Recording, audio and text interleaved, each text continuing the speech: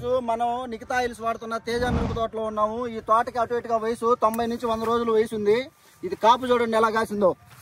కాపు కింద నుంచి వచ్చింది. కాపు చూడండి ఎలా ఉందో. కాపు కాయలు కూడా పండుతున్నాయి. ఎక్కడైనా కూడా మీకు మచ్చలు లేవు, తర్వాత తెగుళ్ళు లేదు, ఏం లేదు, వంకర లేదు, కాయకు బొక్కలు లేవు, బుడాలు అవ్వటం లేదు, ఏం లేదు.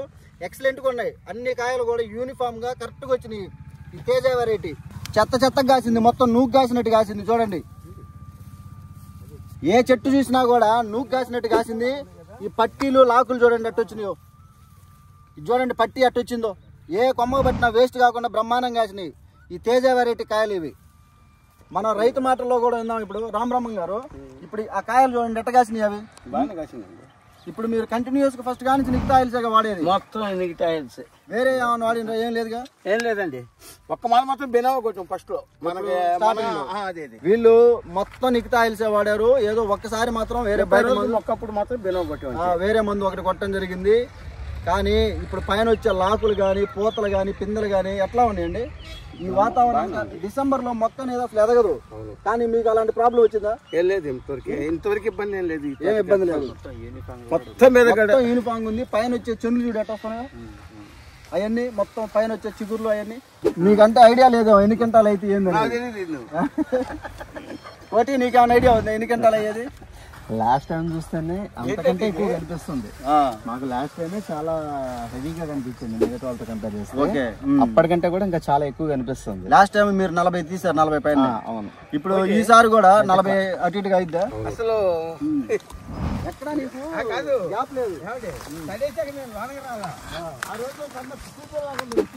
అసలు మొత్తం కాయలు అయిపోయినాయి. పోయినసారి వచ్చినప్పుడు నూగులాగుంది. ఎక్కడన్నా ఇదిగో కొమ్మకుల్లుడు అనేది ఎక్కడన్నా వచ్చింది, కంట్రోల్ అయింది. ఇప్పుడు కొత్తగా రావట్లేదు. పైన కొమ్మకుల్లుడు రావట్లా. మన మందులు కొమ్మకుల్లుడు పైన దేనికి రావట్లేదు.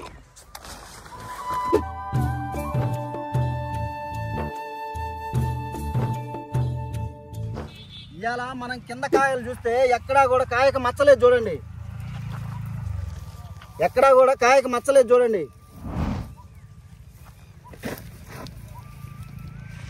కాయలకి ఎక్కడ మచ్చలేదు. ఏడన్నా భూమికి తగిలి ఏదన్నా అయితే 1-6 ఉంటుంది కానీ అసలు మచ్చ లేదనమాట కాయకి ఎక్కడా కూడా. చూడు ఇది పూత ఎట్టు వచ్చింది అసలు. ఇటు చూపి ఇట్లాగా పూత చూడు. పూల తోట పూసినట్టు పూసింది. ఇవన్నీ నిలబడాలి మనకంటే మైక్రో న్యూట్రియంట్స్ కూడా వాడాలి. మన రామబ్రహ్మం గారు అన్ని క్రమం తప్పకుండా వాడుతున్నారు. మైక్రో న్యూట్రియంట్స్ కానీ, ఆయిల్ వదలటం కానీ అన్నీ కూడా క్రమం తప్పకుండా వాడుతున్నారు. కాబట్టి ఈ తోట ఎలా ఉంది రోజు చూడు. 40 క్వింటాలు అయితే అంటాడు ఈ మొక్కలు అంట. కానీ ఇది ఈ చెట్టు చూడండి ఎంత హైట్ పెరిగిందో, ఎట్ట కాసిందో చూడండి. మళ్ళీ పైన వచ్చే లేయరు పైన మామూలుగానే వస్తుంది. మళ్ళీ లేయరు అన్ని పూతలు పిందెలు అన్ని మామూలుగా వస్తున్నాయి. చూడండి ఎంత ఎత్తి పెరిగిందో ఈ చెట్టు. ఎక్కడ గ్యాప్ లేకుండా కాస్తున్నాయి. ఈ చేను 40 క్వింటాలు అయిద్దంటాం అసలు ఎటువంటి ఆశ్చర్యమే లేదు. 40 దాటిద్ది. మీరు చేసే యాజమాన్య పద్ధతులకి ఇది 40 దాటిద్దండి, అందులో డౌటే లేదు. కొయ్యలేక చచ్చిపోతారు మీరు. తేజకాయలంటే కొయ్యటానికి ఇబ్బంది అయింది మనకి. ఇప్పుడు ఆశ్చర్యం వేస్తుంది నాకే. మాకు ఇంకా చాలు అని వదిలేయాలి మీరు. ఇంకా అట్ట కాసిద్ది ఇది. ఎందుకంటే ముసలిదనం రాదు ఇంకా మీకు. మార్చి నెల ఏప్రిల్ దాకా మీకు ఇసుకు పుట్టి ఇంకా మా జాలని వదిలేయాలి చేను.